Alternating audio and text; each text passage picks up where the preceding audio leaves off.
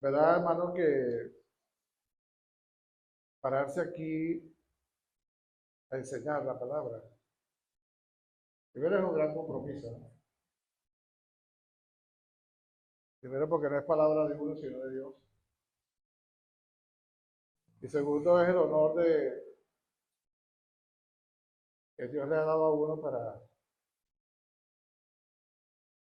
presentar el rebaño santo a Dios. Y es una gran responsabilidad, ¿no?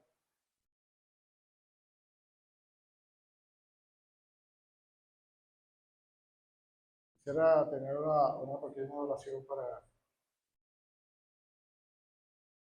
que sea el Señor, por medio de su Espíritu Santo, que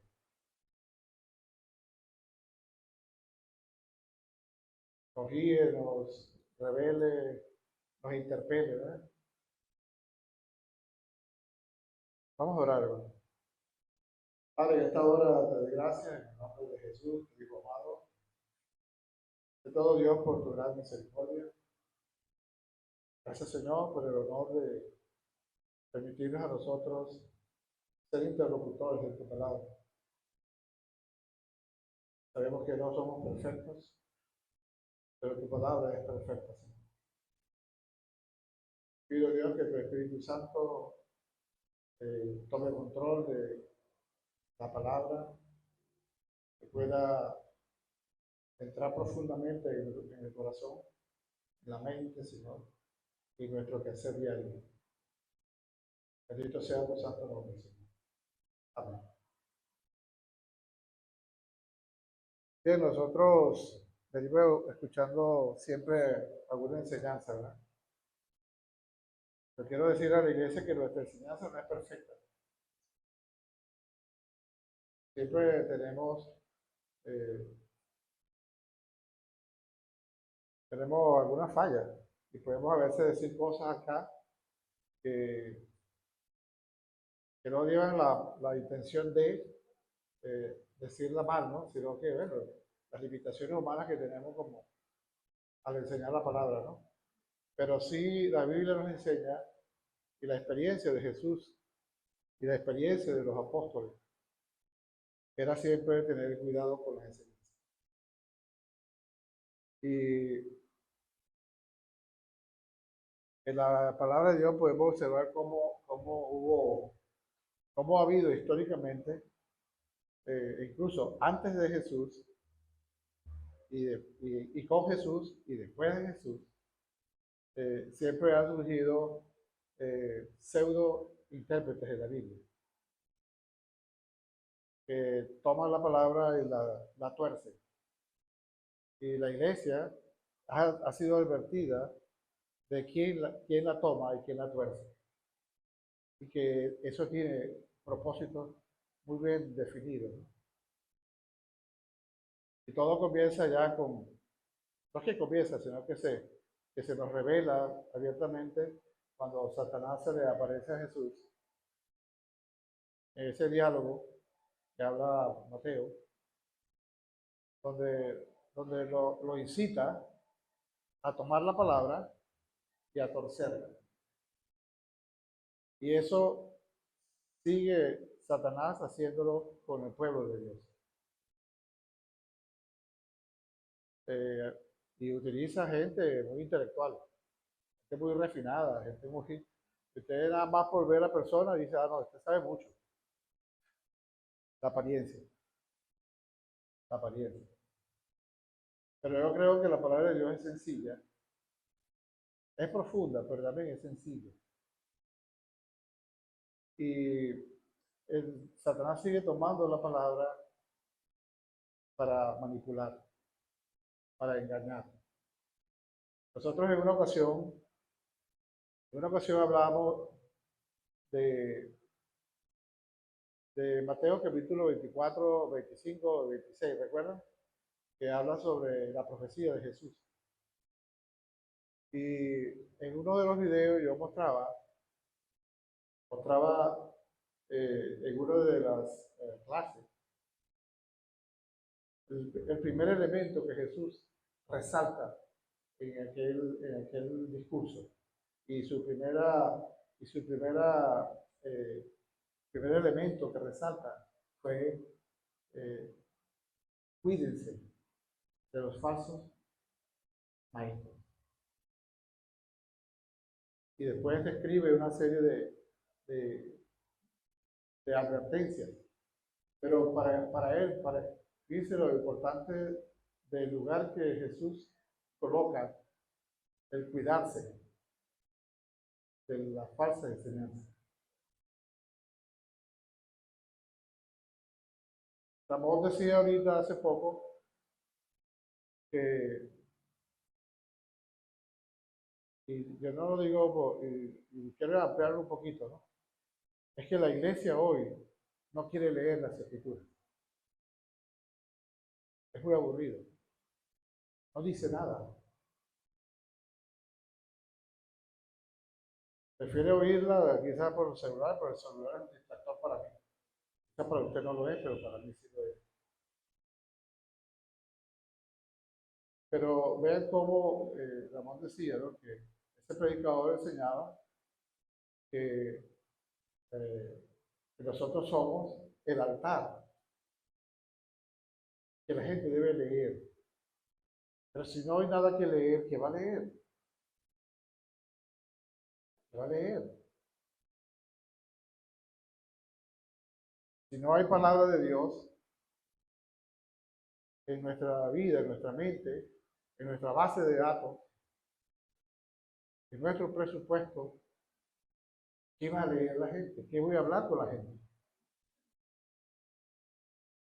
Entonces ahí es donde surgen esas personas que son hábiles, muy hábiles con el verbo, y engañan a los hermanos. Y se paran a hablar en nombre del Dios, de un Dios que no conoce, de un Dios que no le teme. Quien teme a Dios es cuidadoso con la palabra. Y tiene que ser cuidadoso porque Pedro lo advierte. O sea, quiero hacer algunas reseñas rapidito, pero recuerda lo que Pedro le dice allá creo que es en segunda de Pedro. Primera o segunda, no recuerdo exactamente la. Recuerda que él dice que ya ese tipo de personas han sido juzgadas. Y lo que entiendo del texto allí es que ya ellos no van a arrepentirse, no van a volver atrás. Y lo interesante de Pedro es que él utiliza, lo he dicho en algunas ocasiones aquí, utiliza tres ejemplos de hechos consumados sobre los que adulteran la palabra, sobre los que violentan la palabra de Dios y sobre los que utilizan algunos eventos bíblicos muy portentosos de milagro para utilizarlos como el evangelio mismo, que no es así.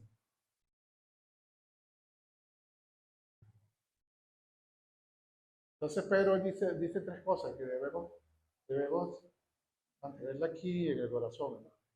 En nuestro verbo. Pedro decía que ese tipo de falsos profetas ya habían sido juzgados.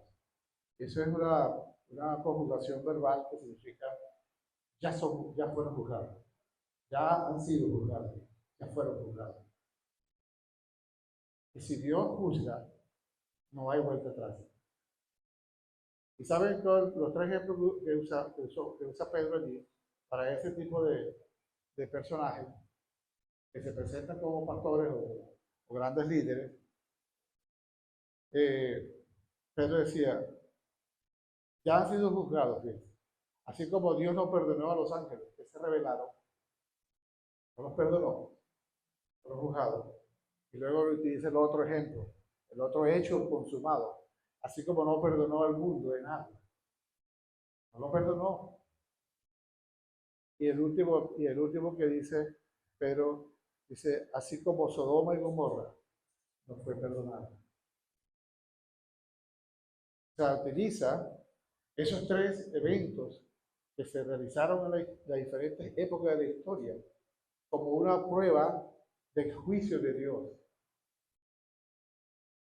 para señalar de alguna manera hacia donde queremos apuntar, señalar la importancia de la palabra de Dios en la vida del creyente, que no es cualquier cosa, ¿no?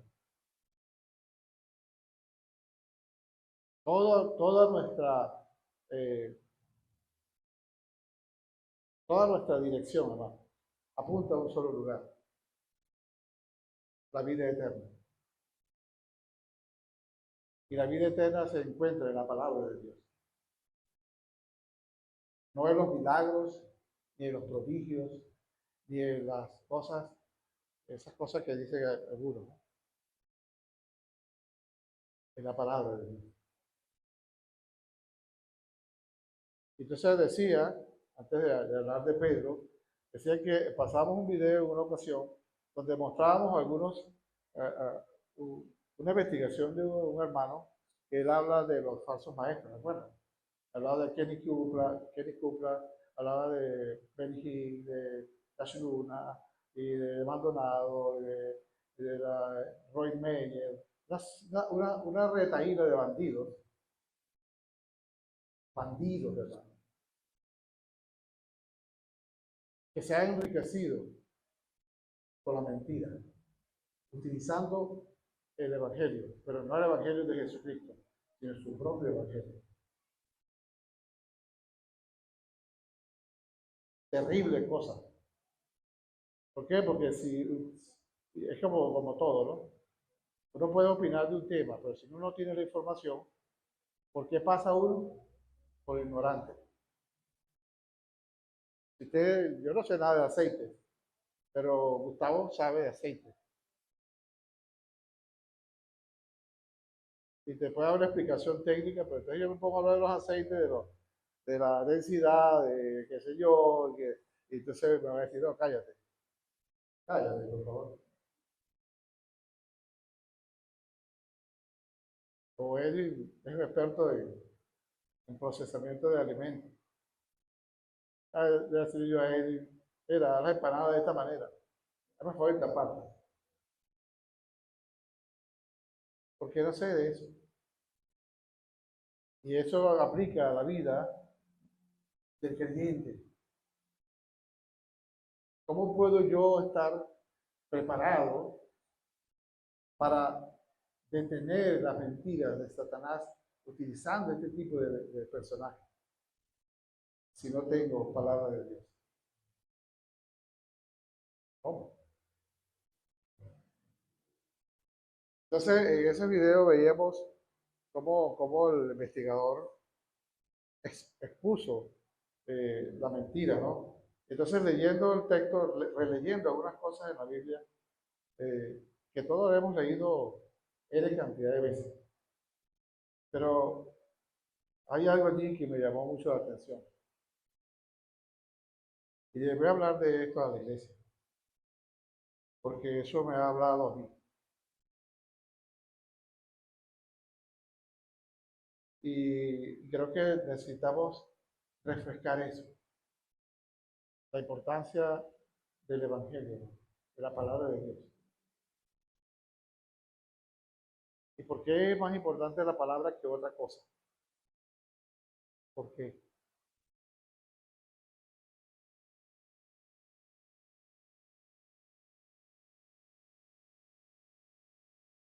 Bien, con esos detallitos, ¿no?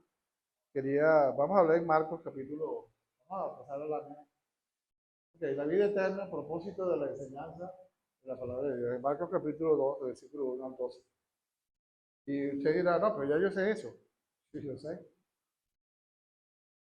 Pero cuando leemos Marcos, nos damos cuenta de un detalle tan, tan, tan poderoso allí como una gema escondida. Pero antes de leer el texto, fuera bueno que supiéramos cuál era el contexto donde se conseguía Marcos. Fíjense que Marcos, a veces hemos creído que Marcos era un apóstol. Quizás los que estudian la palabra de Dios sí lo saben, que no era apóstol. Pero siempre hemos visto a Marcos como un apóstol. Marcos no era apóstol. Marcos era un discípulo de Bernabé, luego de Pablo y luego Pedro. Porque Marcos siempre andaba con ellos tres. Y Marcos era así como un escriba. Era un gran colaborador, pero era como el que escribía las cosas, ¿no? Y parece que la personalidad de Marcos es una personalidad así muy apurado. Todo el tiempo andaba acelerado, muy preocupado. Entonces, cuando uno lee Marcos, lee expresiones como esta, inmediatamente y enseguida. Y de pronto, casi siempre consigue esos términos en Marcos.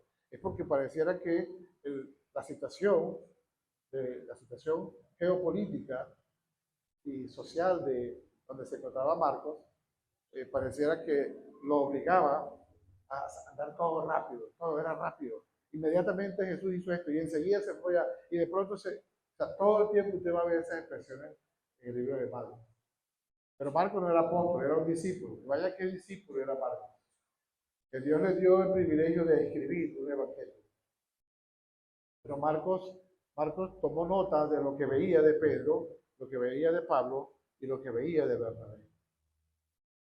Tomaba nota y escribía muy rápido. Es lo que aparentemente se observa en el texto. Aparte de eso, él estuvo en en el periodo de tiempo, cuando gobernaba el emperador Nerón.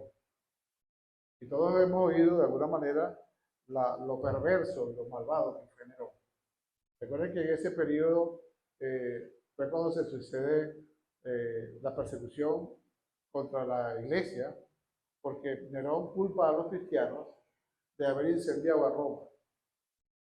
Entonces eso fue el dispositivo, fue el leitmotiv para comenzar una persecución justificada contra la iglesia. ¿Eh? Y recuerda lo que Pedro decía en alguna ocasión, que nuestro sufrimiento no sea porque ellos tengan razón. No, de que nuestro sufrimiento sea por la verdad. ¿Qué diferencia hay entre el sufrimiento que se produce por la verdad y el sufrimiento que se produce por la mentira? Son dos cosas muy distintas. Entonces Marcos se encuentra en esa realidad histórica de persecución, todo era apurado, esa es la impresión que da en el texto, todo era inmediato, y de pronto, y enseguida, y una cosa como que diciendo, no hay tiempo, no hay tiempo, no hay tiempo ya. Y era como que si lo estuvieran vigilado y están rápidamente escribiendo.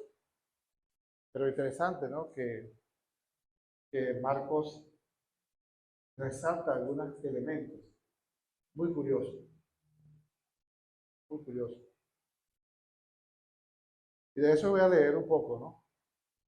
Con eso en mente y con esos pequeños eh, elementos del contexto, ¿no? Eh, debe ayudarnos a entender que la realidad de ellos, el servicio del Señor, no es igual a la realidad nuestra en el servicio del Señor hoy. Es distinto. Tenemos tiempo.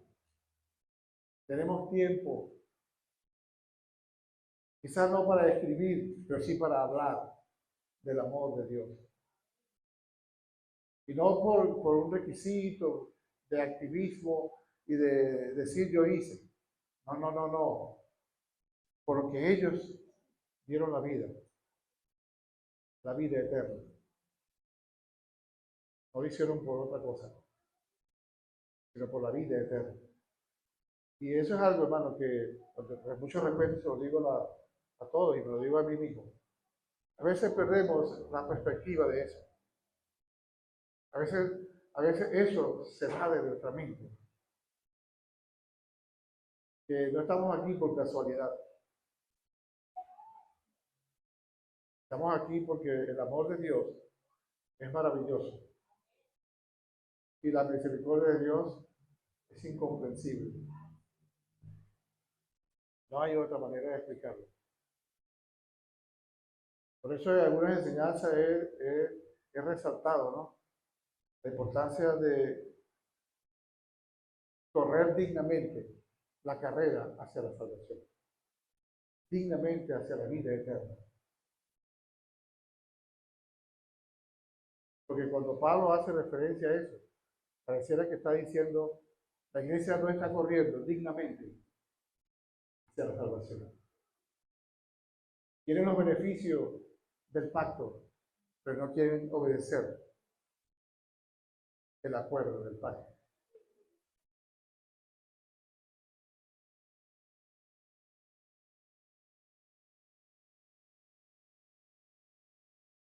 La vida eterna, bueno, a propósito de la enseñanza de la palabra de Dios.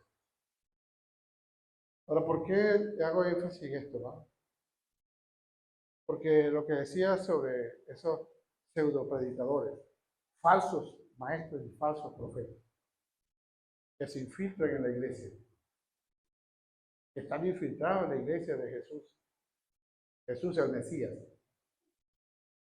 No es Jesús de ellos, sino Jesús el Mesías, el Cristo. ¿Y qué enseña? Fíjense, esto lo he dicho aquí, lo repito otra vez.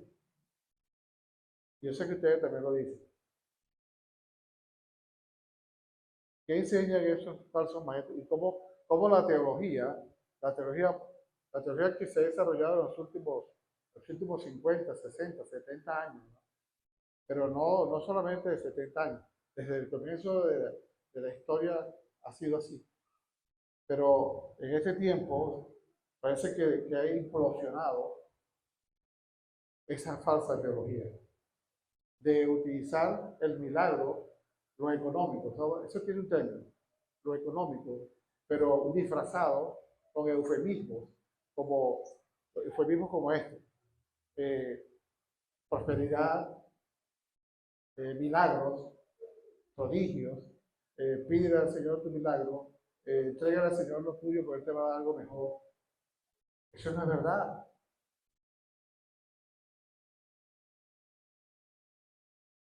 Pregúntaselo a Marcos o preguntémoselo a Pablo, preguntémoselo a Pedro, a la esposa de Pedro, preguntémoselo a ellos si ellos recibieron tal prosperidad.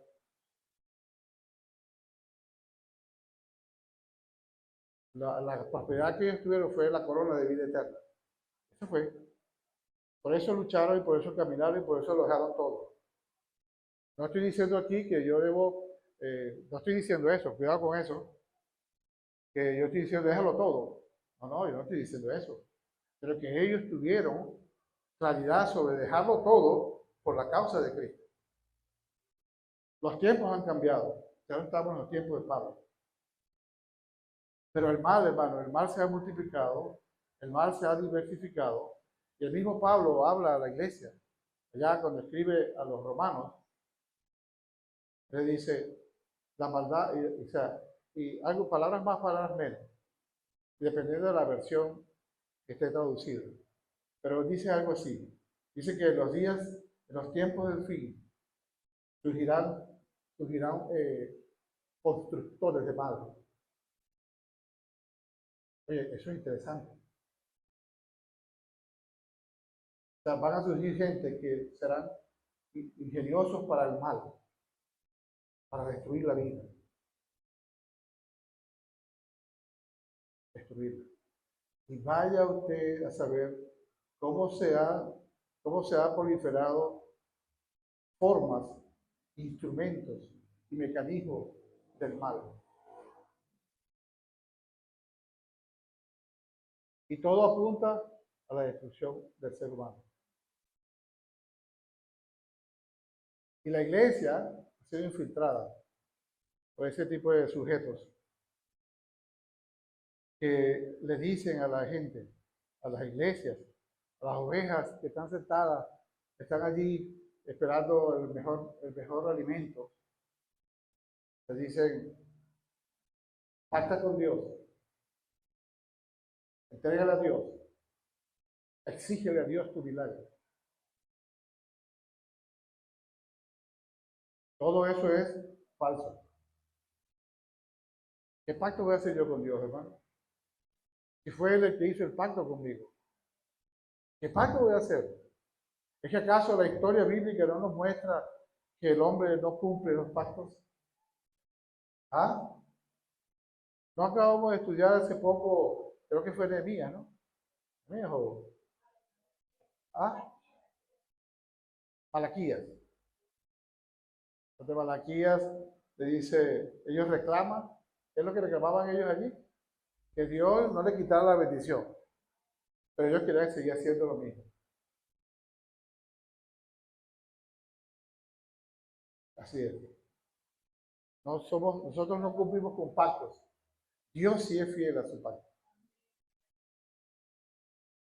Entonces, eh, entendamos que la única manera, hermano, de nosotros tener un escudo, lo dice Pablo de la Vega, a los Efesios, ¿recuerdan? ¿Qué le dice Pablo a los Efesios? Revestidos de toda la armadura de Dios. ¿Y cuál es la armadura? ¿Cuáles son los elementos de esa armadura? A ver si recordamos. ¿Ah? El yelmo, ¿verdad? ¿Qué otra cosa? La espada, que es la palabra.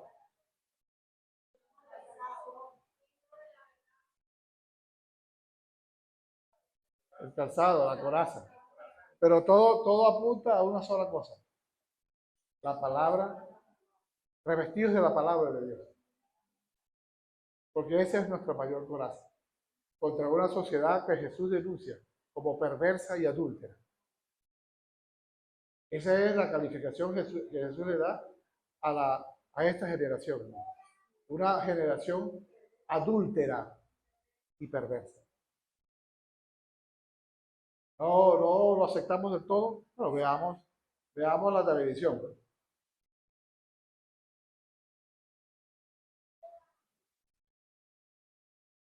Ok,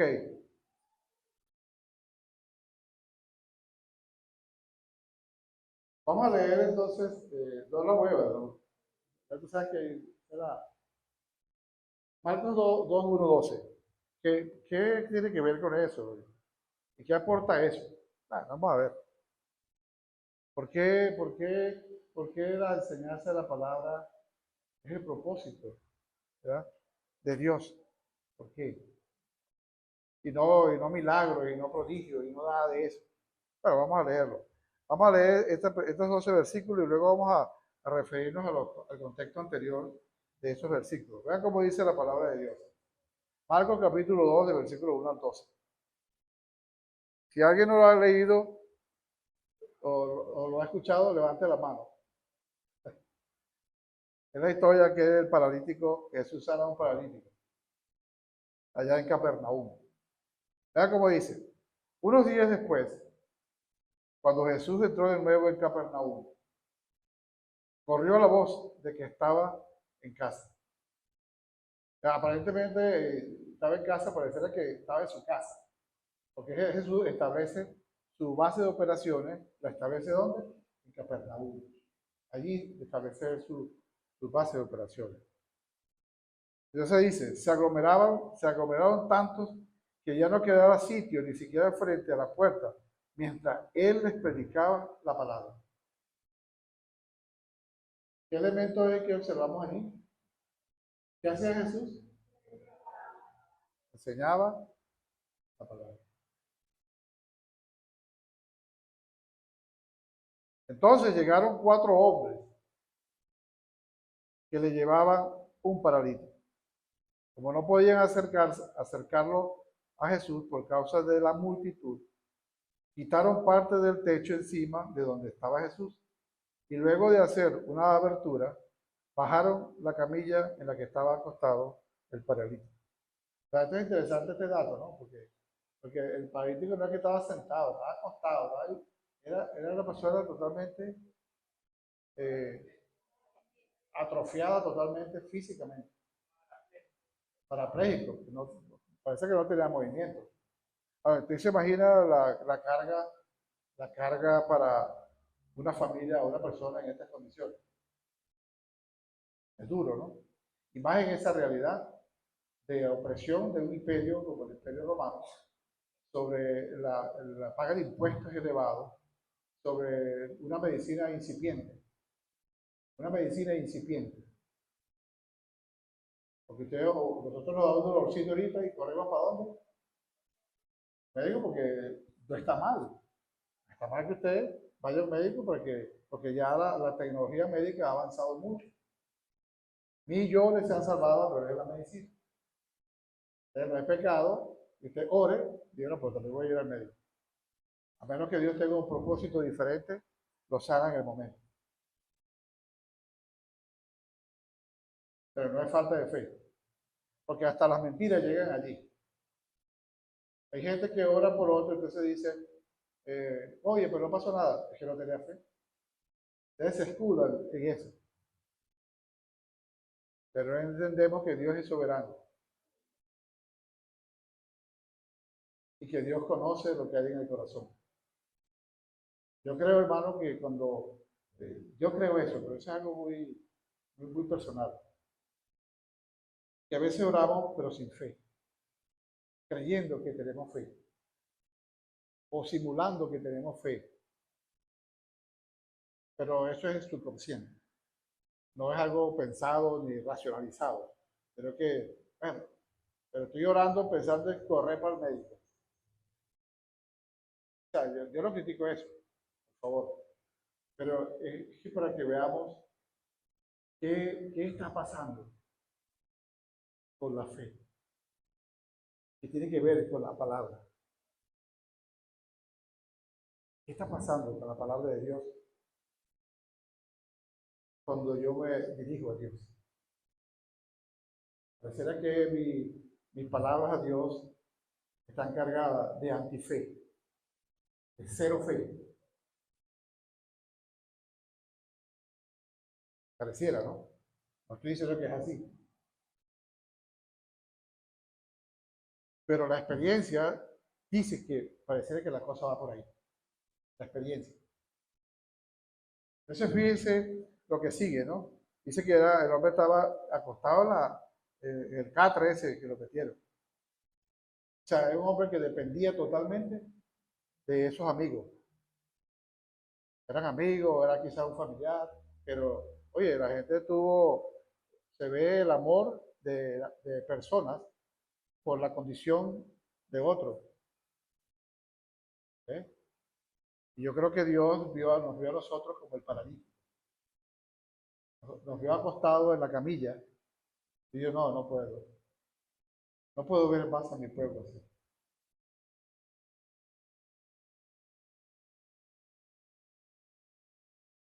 Entonces vea cómo continúa la palabra, ¿no? El 5. Al ver Jesús la fe de él. Ahora yo pregunto, ¿cómo puede Jesús ver la fe? ¿Quién puede ver lo que está dentro? Marcos comienza a darnos algunas pistas. Marcos comienza a decirlo. Jesús es Dios. Realmente Jesús es Dios. Porque dice que al ver Jesús, la fe. Por eso digo lo que dije anteriormente. Cuando nos acercamos a Dios, ¿qué ve Jesús? En nuestra oración. ¿Qué es lo que ve? ¿Fe? ¿Fe? ¿O desesperanza? No ve nada.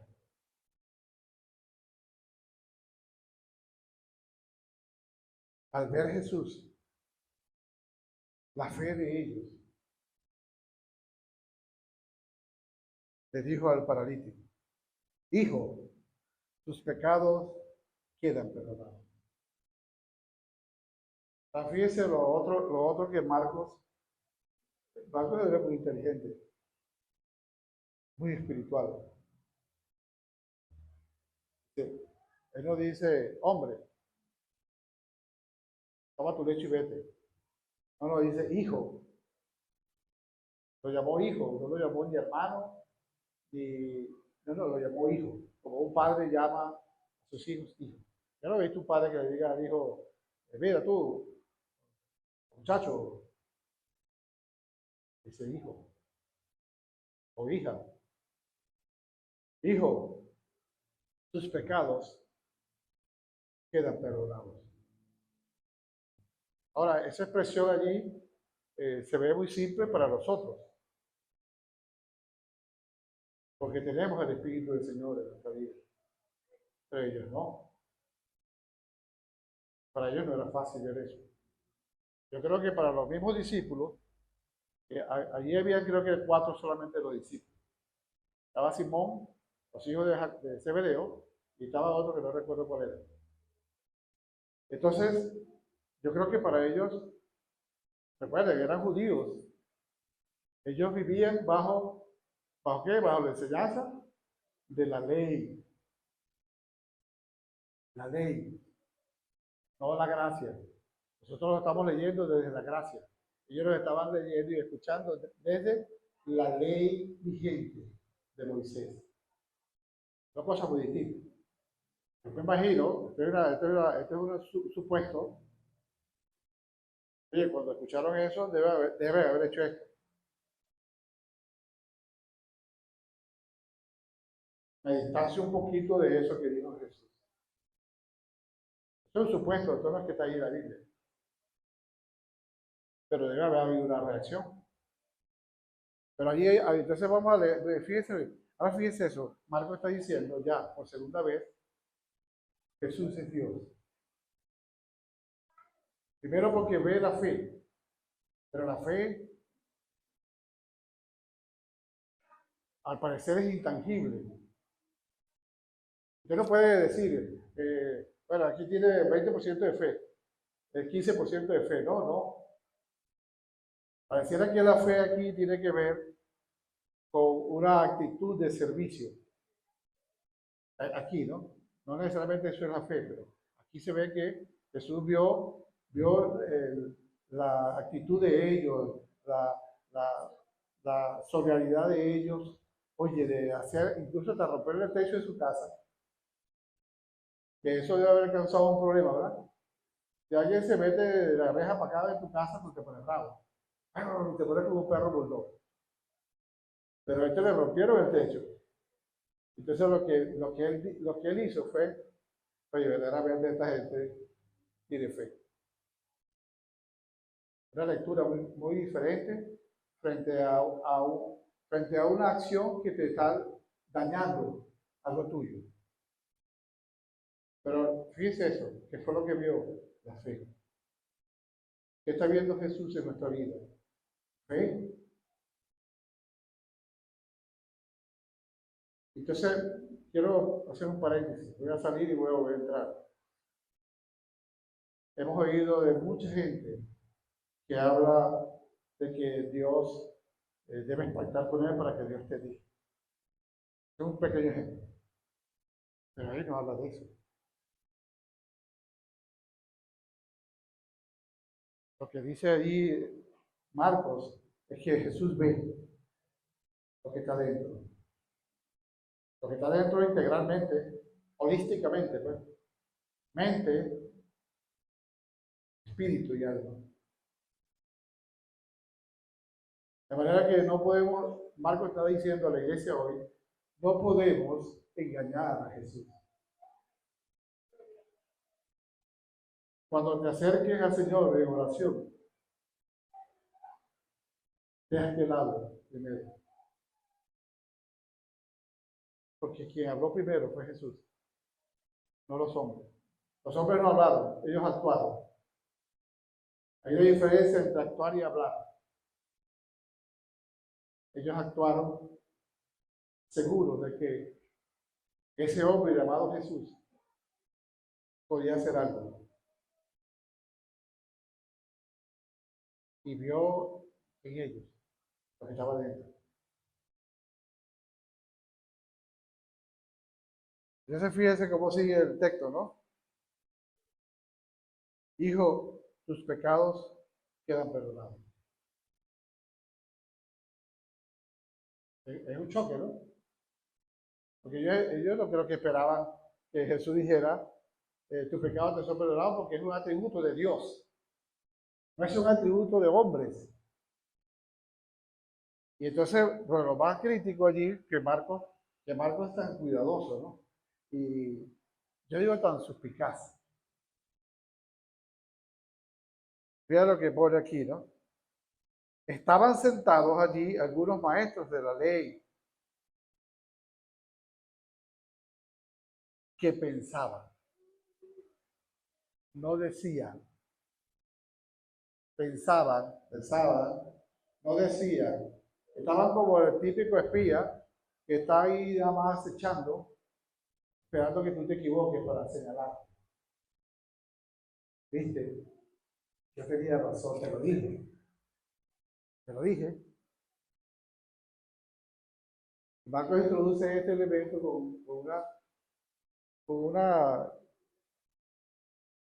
delicadeza, con una inteligencia, hermano, que solo proviene del Espíritu Santo. Estaban sentados allí algunos maestros de la ley que pensaban, ¿por qué habla este así? Está blasfemando. Ahora fíjense que lo interesante es que los traductores colocan, está blasfemando como el signo de admiración. Algo así como que en su mente, fíjense eso, en su mente, Marco está escribiendo algo que él no está viendo.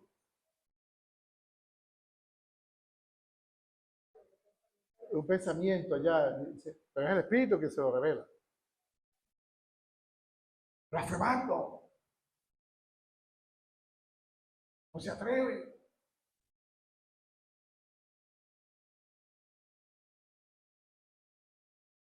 ¿Quién puede perdonar pecados si no solo Dios? Qué interesante. Marcos vuelve a introducir en el pensamiento de esta gente. Está diciendo, Jesús es Dios. Jesús es Dios. ¿Quién puede perdonar pecados sino Dios? Ahora vean hay algo aquí muy curioso. Y ahorita lo vamos a hacer un escaneo rapidito.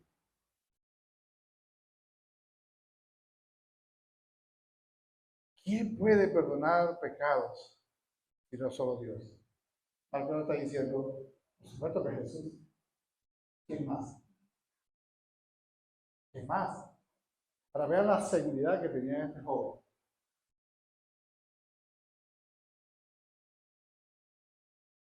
En ese mismo instante, ahora ven como lo que le vengo diciendo, todo lo de Marcos es al instante, y rápido, y no sé qué, y al instante. Todo eso sucede simultáneamente. Jesús está diciendo esto y ellos están pensando ya, fíjate lo que Marcos, cómo es Marcos, ¿no? La personalidad de Marcos. Y simultáneamente están pensando, pero ¿quién es este que diga eso? Este es un blasfemo. Solo Dios perdona pecados. Pero dice así, pero en ese mismo instante, todo apuradito. Es como que si no quería que se le fuera nada de lo que el Espíritu le estaba revelando y lo que estaba viendo.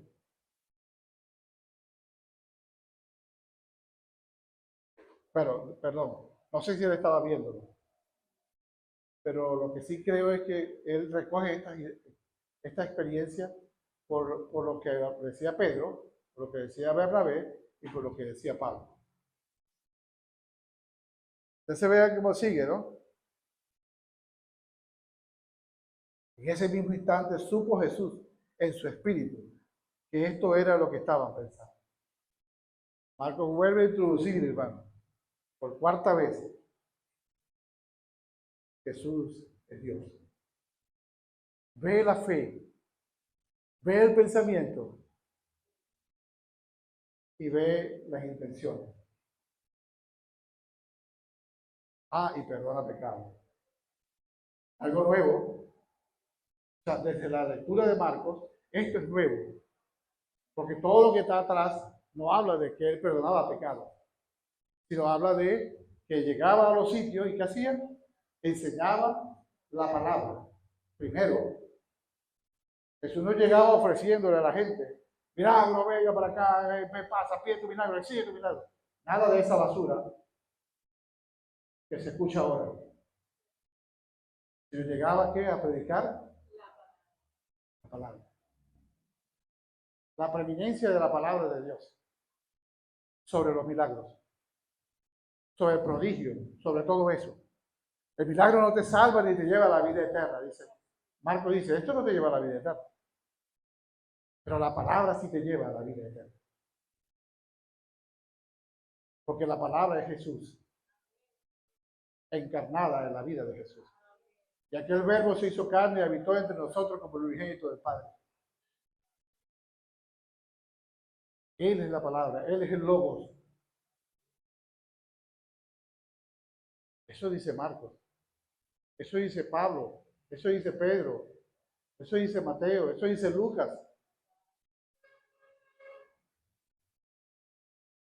Pero el discurso de hoy, lástima que no traje el video, yo lo tengo grabado, pero yo estoy un poco lento para esas cosas. Tengo mi técnico que me ayuda, pero no lo llamé. Pero ahí hubiésemos revisado la barbarie que dice y el no temor a Dios que tiene y la ignorancia que tiene de la palabra de Dios. Aunque usted lo vea muy refinado. Vean cómo sigue el texto. En ese mismo instante supo Jesús en su espíritu que esto era lo que estaban pensando. Qué interesante. Ahora uno se hace una pregunta hoy. Yo creo que Marco nos pregunta hoy. ¿Sabe Jesús lo que estamos pensando? Cuando estamos en la calle, cuando estamos en la universidad, cuando estamos con X, en X situación, ¿sabe? Sí, lo sabe. ¿Sabe qué es triste, hermano? Como sabiendo que Jesús nos ama, que Jesús conoce nuestros pensamientos, que ve el corazón nuestro, seamos tan inocentes de pecar contra Él, de desobedecerlo, de ignorar lo que Él está diciendo. Sí, sí, yo lo sé, Señor, yo lo sé. Yo lo sé.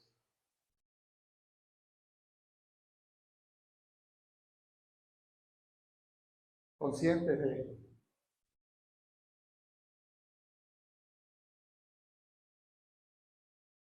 Entonces sigue la palabra de Dios, Marcos escribiendo sobre este evento particular, sobre este episodio particular de la vida de Jesús. Entonces vean lo que Jesús, ahora Jesús no se lo dice en la mente, Jesús se lo dice verbalmente, que eso es lo impresionante. Y aún así no creyeron. Vean cómo dice Jesús. ¿Por qué razonan así? Y esa pregunta es para nosotros. ¿Por qué razonamos contrario a la palabra de Dios frente a nuestra conducta ante Dios? Porque a veces, yo no estoy diciendo que usted es, pero yo estoy obligado a decirle por la palabra de Dios. ¿Por qué tenemos actitudes contrarias a lo que Dios ha puesto en nuestras manos? ¿Por qué no queremos vivir en santidad? ¿Por qué queremos vivir revolcados en el pecado como vive el mundo, ¿no? ¿Por qué? ¿Qué es lo que está pasando?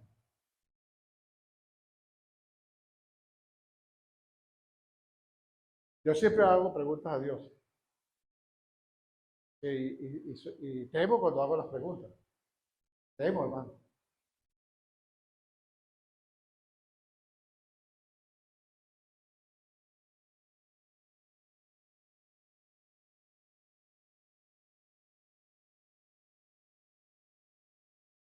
Tenemos a Dios, hermano. Una de ellas que siempre le he hecho a Dios. Señor, ¿qué pasa? ¿Por qué ellos tuvieron poder y autoridad para sanar? Y nosotros no tenemos esa autoridad hoy. ¿Por qué, Señor? ¿Qué no está bien en nuestra vida? ¿Qué es lo que estás viendo en nuestra vida? Tú prometiste que haríamos cosas mayores que las tuyas.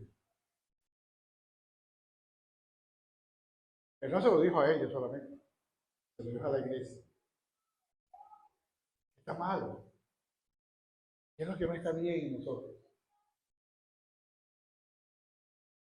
No significa que eso es lo único que muestra que tenemos autoridad. No, eso no es lo único. Cuidado con eso.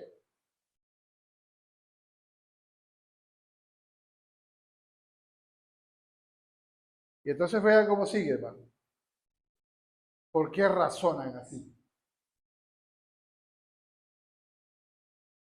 Les dijo, ¿qué es más fácil? Decirle al paralítico, tus pecados son perdonados, o decirle, levántate, toma tu camilla y anda. Es interesante eso, ¿no? O sea que restaurar físicamente el cuerpo del ser humano para Dios no es tan importante como que ese individuo haya recibido perdón de sus pecados para vida eterna.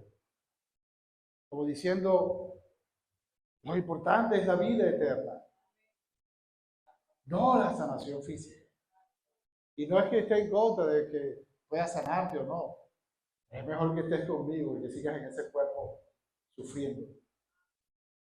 No podemos entender eso. Yo lo estoy diciendo, pero yo no puedo entenderlo totalmente.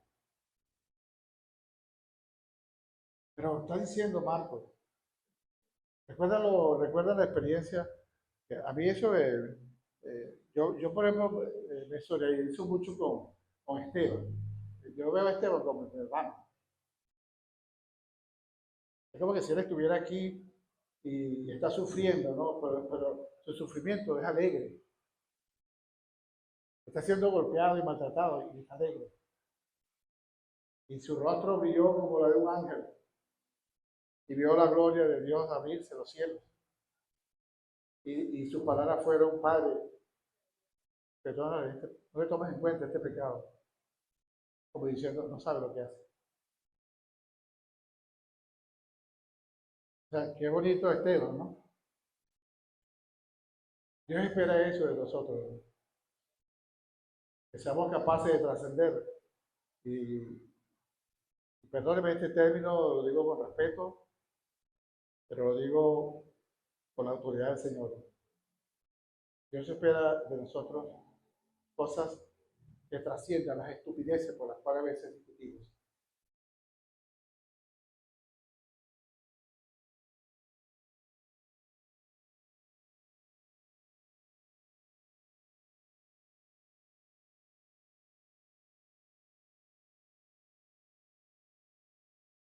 Pues para que sepan que el Hijo del Hombre tiene autoridad en la tierra para perdonar pecados,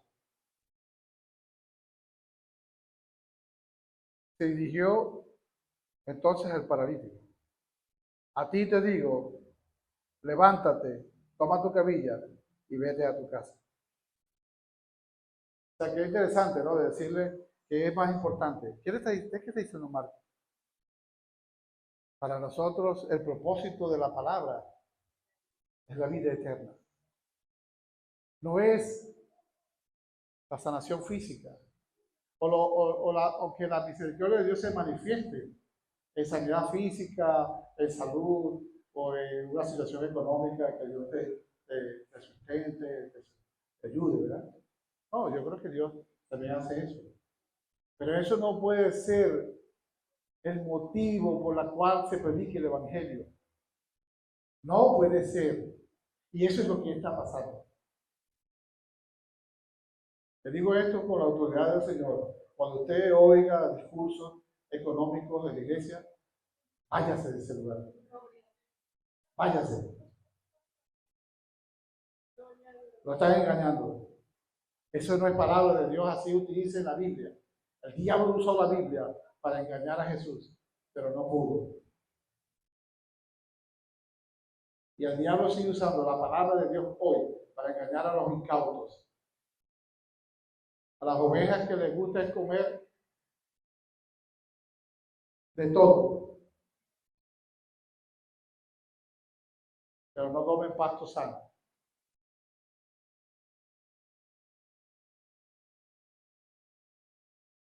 La vida eterna, hermano, es el propósito de la enseñanza de la palabra de Dios.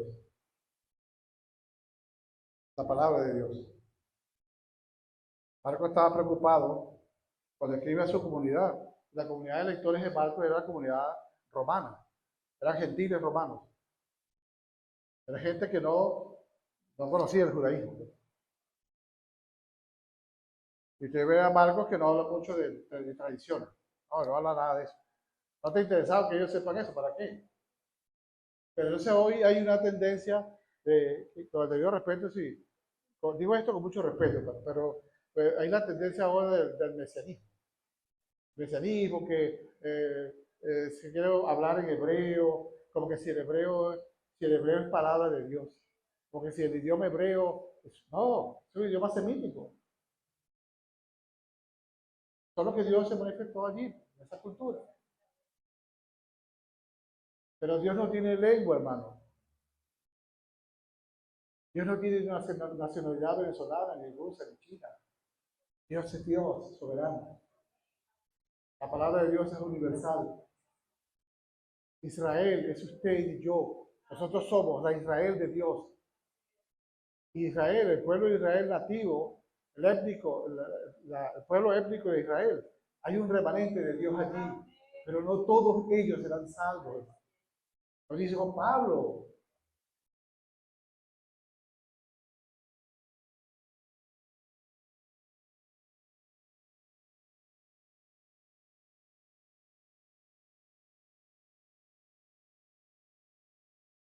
Entonces vea lo que sucede ya al final, ¿no? Y él se levantó, tomó su camilla y enseguida salió caminando a la vista de todos. Ellos se quedaron asombrados y comenzaron a alabar a Dios. Jamás habían visto cosa igual, decir. Ahora, ese término de ellos yo estuve investigando un poquito, porque ese ellos pareciera que fueron los cuatro, o también ellos pareciera que fueron todos, incluyendo a los fariseos, a los maestros de la ley que estaban allí. Se dice que todos ellos alababan el nombre de Dios.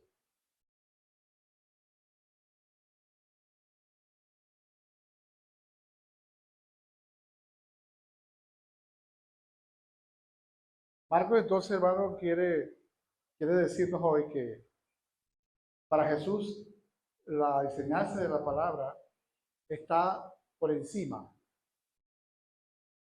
de cualquier otra cosa. Llame esa cosa usted como quiera. Fíjese algunos elementos rapidito para que nos ubiquemos de lo cierto de eso, de Marcos. Marcos del capítulo 1. Algunas cosas voy a nombrar, no todas. No sé si recuerdan ustedes, cuando Jesús estaba en Capernaum, que entra a la sinagoga. Él entra a la sinagoga y entonces comienza a enseñar las escrituras. Él no llega sanando a nadie allí, ni llega reprendiendo a nadie allí. Eso está en el capítulo 1, de versículos 21 al 28. Cuando él llega allí a la sinagoga, dice que enseñaba la palabra, la escritura. Entonces dice que cuando comienza a proclamar las escrituras, se manifiesta un demonio de uno de los que estaba allí en la sinagoga. Ahora, sinagoga es como un sinónimo de iglesia, como esto, más o menos. No es que es lo mismo, pero más o menos un recinto, pues, donde se reúnen los santos a leer las escrituras, a compartirlas y hablar de Dios y la santidad. Bueno, ahí en ese lugar se manifiesta uno de los que estaba allí como un demonio. Y le dice, Jesús, ¿qué tienes contra nosotros? Nosotros sabemos que tú eres el santo de Dios. a ese. Y Jesús le dijo, cállate. Y dice que lo reprendió y salió. Y aquel hombre se debatía y como con violencia y fue liberado. Ahora sucedió en la sinagoga un día sábado, en un lugar donde se alababa y se glorificaba el nombre de Dios. Ahora fíjense el poder de la palabra de Dios. Los maestros de la ley, los escribas, yo me imagino que habían hablado mucho tiempo de la palabra de Dios allí, porque para eso era la sinagoga, la escuela. Sin embargo, no muestra, ningún texto bíblico muestra que antes de Jesús se manifestaban demonios allí. Es lo que leo en Marcos. Pero cuando Jesús entró y proclamó palabra de Dios, el diablo se manifiesta.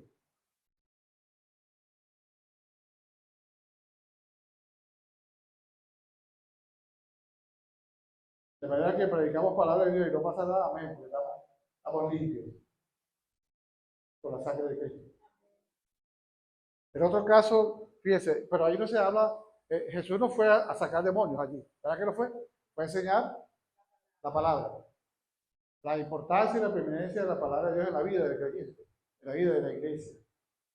Si no hay palabra de Dios en nuestra vida, el mundo va a absorbernos con mucha facilidad. Mucha facilidad. No va a importar Dios. ¿Dios cuál Dios? El otro caso que sigue antes de esto es que Jesús sana a muchos enfermos. Pero fíjense qué bonito, porque dice que al salir de la sinagoga fue a casa de Pedro. Entonces cuando llega a casa de Pedro, Pedro le dijo, mira, mi suegra está enferma. Y fíjense bien, fíjense todos esos elementos. Jesús no gritó, Jesús no zapateó, Jesús no pegó gritos, Jesús no hizo un escándalo. Jesús, sí, cállate, sal de él. No lo dejaba hablar. No dejaba hablar los demonios. Ahorita yo lo escuché con mis oídos. En la radio, ya eso ya no lo he escuchado más, pero hoy ya no escucho radio. Pero escuché a personas, pastores, yo no lo voy a poner en tela de juicio, o sea, Dios juzgará. Pero pastores hablando con demonios en la radio. Dime cómo te llamas. ¿Qué es eso? ¿Qué es eso? Y hay tontos que creen, tontos que no se dan cuenta que Satanás está teniendo el control. O es mentira, o Satanás tiene el control. A nosotros no se nos ha mandado a hablar con demonios, hermano. Busque la Biblia, busque la palabra de Dios, a ver dónde dice eso. Es todo lo contrario. Jesús manda a callar a esos bichos. Porque son mentirosos, engañadores. Pero usted ve esa teología mala, anti Dios. Incluso en los recintos cristianos, como hablan con demonios. No. ¿Recuerda del Gadareno cuando se le acercó a Jesús? No lo dejó hablar, solamente le permitió decir una cosa. ¿Cuál fue? ¿Cómo te llamas? Legión. Y le dijo, déjalo meterlos en los cerdos. Y le dijo, y le dio la orden. Murieron miles de cerdos. Por eso no quería que entrara a la Gadara, porque iba a matar a todos los cerdos. Es un chiste. Pero no le gustó a los de Gadara, no le gustó la cosa. Pues, oye, un cerdito ahí, chicharrón, cosas. ¿Eh? Ahora, vean cómo cómo cuando llega Jesús a la casa de Pedro, no hizo un escándalo. O sea, yo asocio eso con lo que cuando Elías se le aparece el Señor en la montaña, le dice, Elías, ¿dónde estás? ¿Por qué te escondes? ¿Por qué estás metido en esa cueva? Señor, porque mi amor por ti me consume.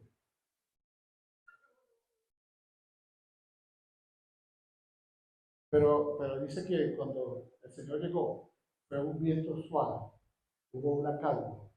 Entonces, ¿cómo es eso que Jesús va a tener que zapatear y brincar y pegar gritos para sacar un demonio?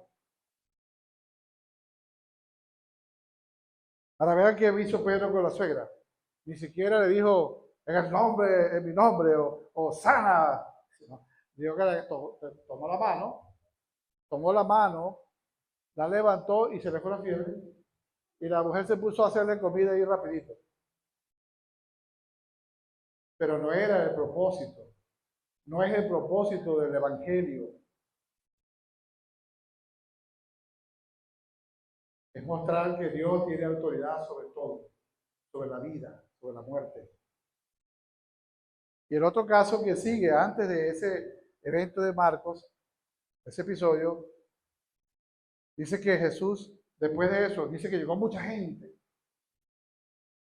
Se llenó la casa de multitud y se comenzó a sanar y a sanar y a sanar. Yo sé que uno lo dejaba tranquilo, es para menos. ¿Qué nos dice eso, hermano? Que la sociedad estaba llena, que estaba poseída por demonios, enfermedades de todo tipo. ¿Usted se imagina también a Jesús viendo toda esa miseria? Entonces luego se va de madrugada. Se va de madrugada por allá a orar solo, a un lugar solo. Y los discípulos lo consiguen en la mañana preocupados, muy preocupados. Maestro, te están buscando, mucha gente te está buscando. Y Jesús le dijo, vámonos de aquí a otro pueblo, a enseñar la palabra de Dios. Nos dijo para ir a sanar gente. Yo creo que Marcos está diciendo que la mayor sanidad para el hombre es la palabra de Dios, que lo conduce a la vida eterna. Porque un milagro no te conduce a la vida eterna. Un milagro te alarga los años de vida. Pero no, ese milagro no es para la eternidad. Es para que sea testimonio de la misericordia de Dios.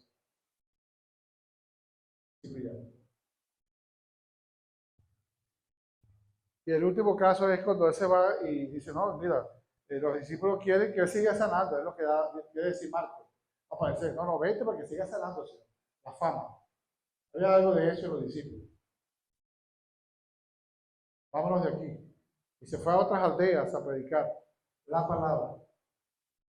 Pero entonces luego más abajo dice, pero entonces recorrió toda Galilea, la provincia de Galilea, y en esa provincia dice que sanó todo tipo de enfermedad, expulsó demonios. O sea, era parte del ministerio. Pero antes de eso predicaba la palabra. Pero no todo, Jesús no sanó todas las enfermedades. Algunas enfermedades eran de muerte, para partir.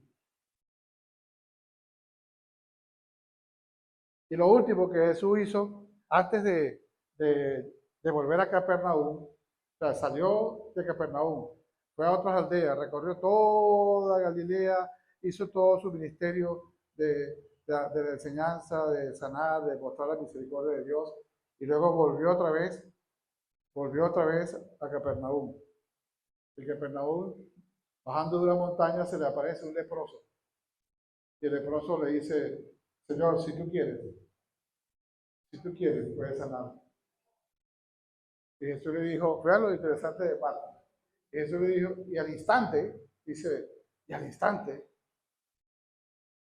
Jesús lo sanó. Lo limpió de la lepra. Y después fue cuando entró a Capernaum y se consigue en la sinagoga enseñando la palabra y todo lo que hemos oído. Creo que el Evangelio tiene como epicentro, hermano. No enseñar sobre milagros, no enseñar sobre sanidades. No, hermano. El epicentro del Evangelio es enseñar la palabra de Dios para vida eterna. No olvidemos estas pequeñas cosas, hermano. Dios ve nuestra fe. Dios ve nuestro corazón. Dios ve nuestras oraciones. Dios ve la intención cuando nos acercamos a Él realmente. ¿Cómo nos acercamos a Dios? Realmente nos acercamos a Dios para cumplir con un requisito religioso. O sea, voy y me pongo ahí rapidito y oro pegadito de la silla en la punta como Marco, ¿no? Rapidito, al instante.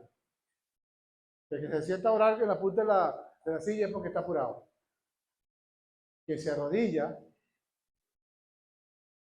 es que quiere oír a Dios. Que se sienta bien y se inclina. No estoy diciendo que eso tiene que ser así. Pero lo que quiero hablar es de forma. O sea, que esas formas que asumimos dicen mucho a Dios, hermano.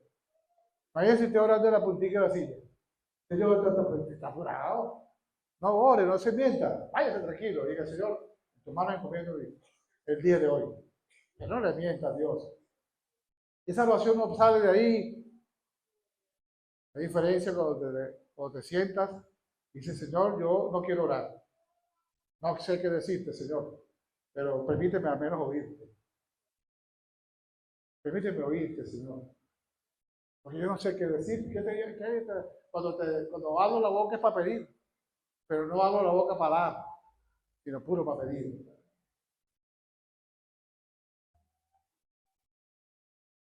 Dios ve nuestra fe.